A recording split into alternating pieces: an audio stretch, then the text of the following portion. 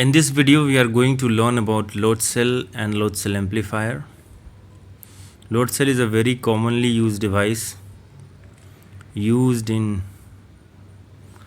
many industries. This load cell is also used commonly in weighing scales or weighing balances. Now here is a comparison between load cell and load cell amplifier. So load cell is a sensor which will sense mechanical signal like pressure, load, force, tension, compression, torque and strain, and it will convert that mechanical signal to electrical signal. So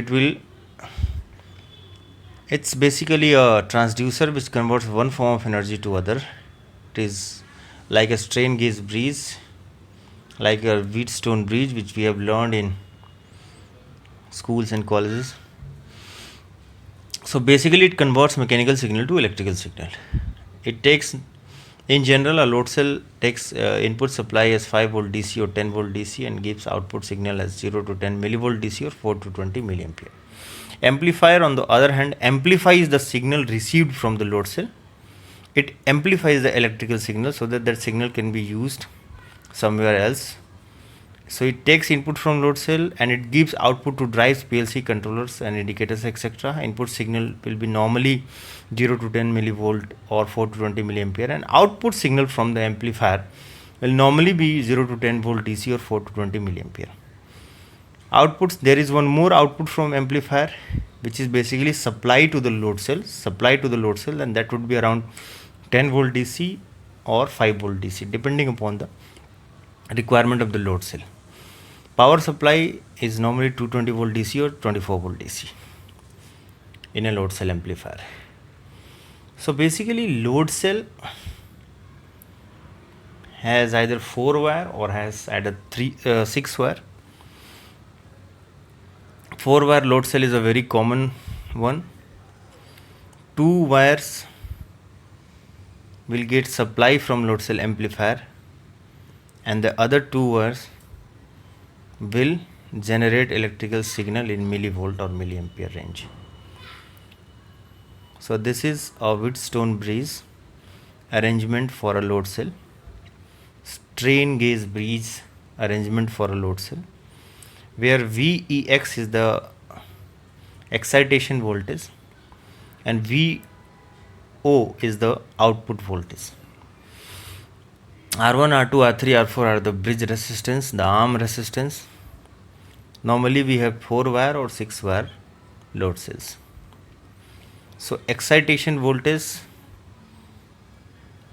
this will be provided by an amplifier to the load cell, and this output of the load cell will connect to the amplifier, and amplifier will amplify this output voltage of the load cell. This output voltage of a load cell will be in the range of millivolt or milliampere. Load cell is subjected either to tension or to compression. So either there will be tension applied on the load cell or there will be compression applied on the load cell. Depending upon that, a load cell will generate electrical signal. So basically, due to tension or compression, the bridge arm resistance will change, and this will change the output voltage signal from the load cell. So when there is no load applied to the load cell, there is no output signal ideally.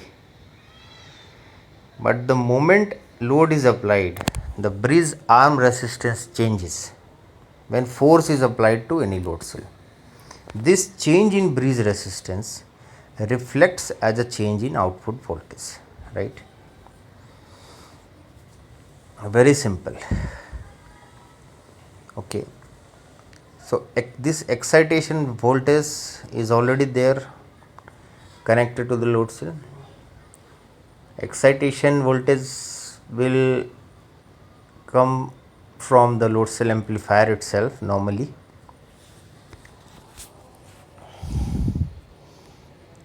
And this excitation voltage, it could be around 24 volt DC, or it could be 5 volt DC or 10 volt DC, depending upon the load cell and amplifier configuration. And the moment load is applied, the RM resistance will change and the output voltage will change. Now this slide is showing different shapes and sizes of a load cell. Depending on our application, we will choose different shape size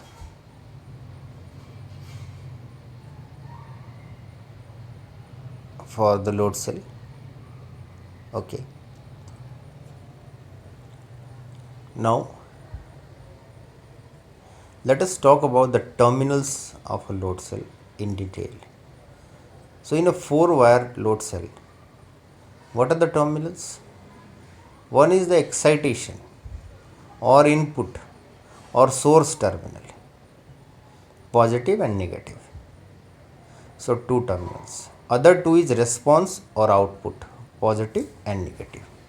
So 2 more, total 4 terminals in general. Now check the load cell arm or bridge resistance using multimeter in resistance mode. Before checking, ensure no load and no supply voltage is applied to the load cell.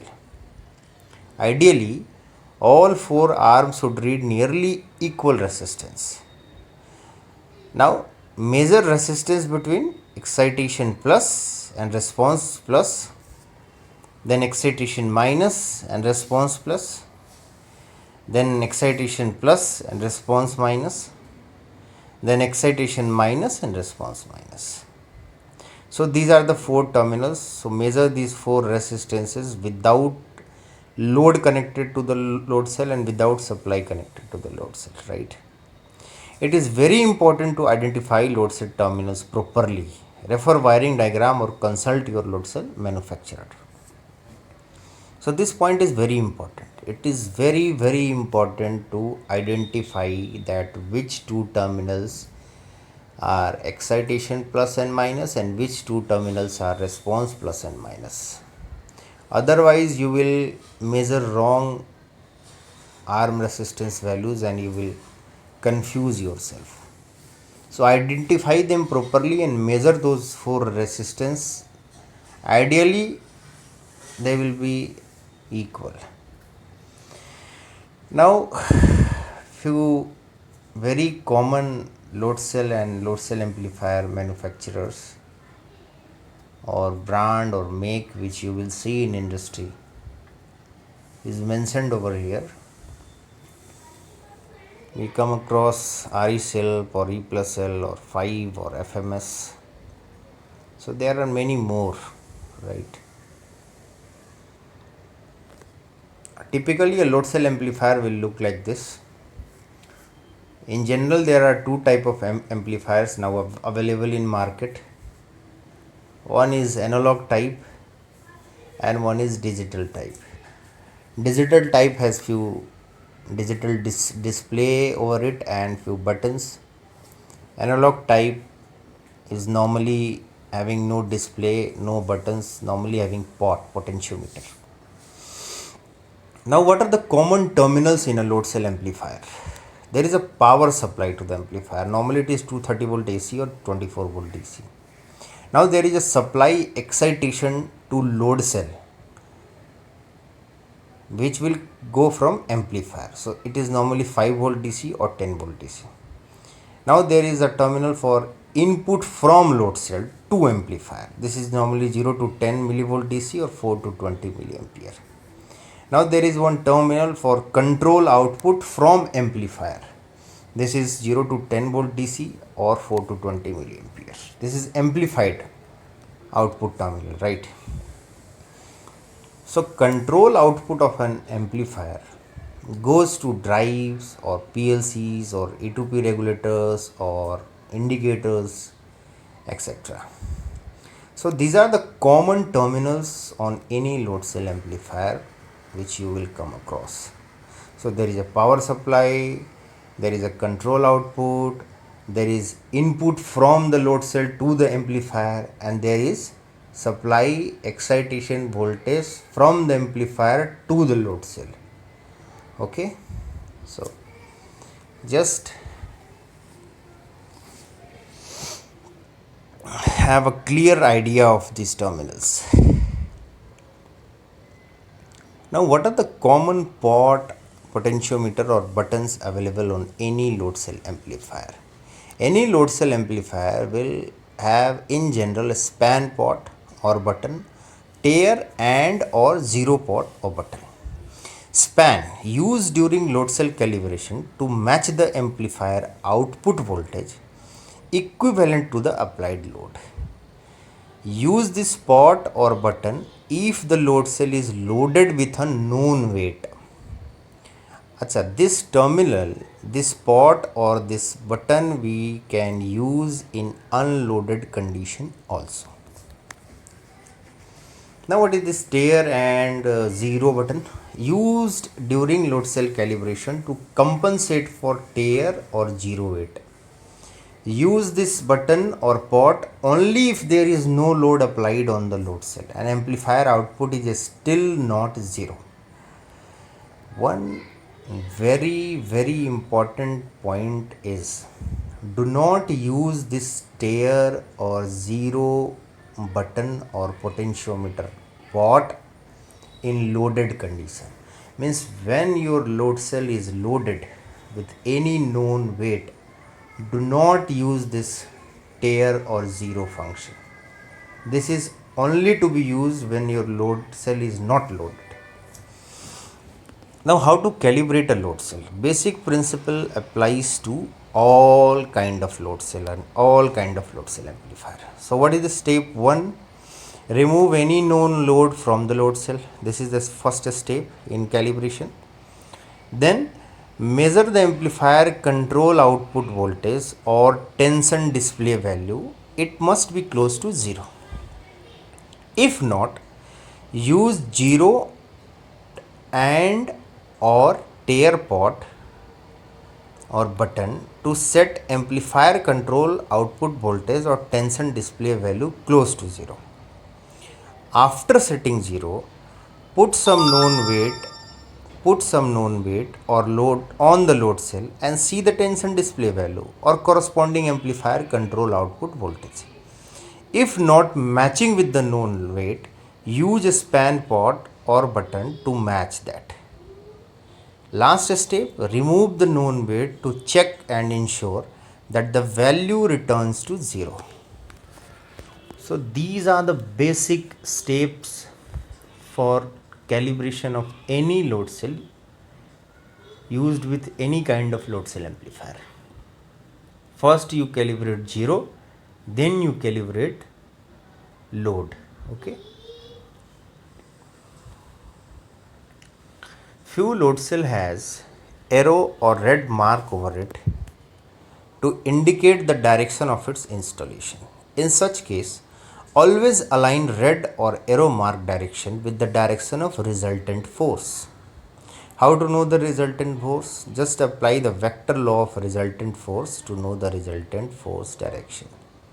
So normally in RE Shilp load cells, as shown over here, there is a red arrow mark which is given basically to help you to align your load cell in such a direction that it matches with the resultant force direction. So just apply your knowledge of vector algebra. Just apply that knowledge to know the resultant direction of all the forces acting on the load cell and align your load cell accordingly. This slide is also showing the same thing. Here in the first picture, horizontal resultant is shown. So definitely if the resultant is horizontal, then the red mark or the arrow mark will align like this. Now downward resultant, the arrow mark or the load cell will be aligned like this. Then we have upward resultant, then the arrow mark or the load cell will be aligned like this. So this is also very important to get accurate reading or to calibrate your load cell properly. In few load cells you will not find any such mark. In that case there is no need to worry about alignment, right? Okay. So it is always advisable to read, refer equipment data sheet and manual. Thanks for watching.